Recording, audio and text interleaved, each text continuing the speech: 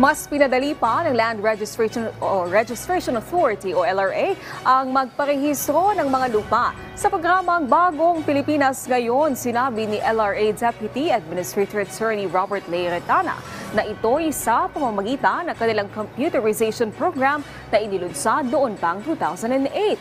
Sa ngayon, aniya ay mayroon na silang 116 na Registry of Deeds offices na nasa ilalim na ng programa sa buong bansa. Sa ilalim din niya ng computerization program ay marami na silang serbisyo na naibibigay sa kanilang mga kliyente kung saan hindi na kailangan magtungo sa tanggapan ng Registry of Deeds para lang kumuha ng certified true copy ng titulo.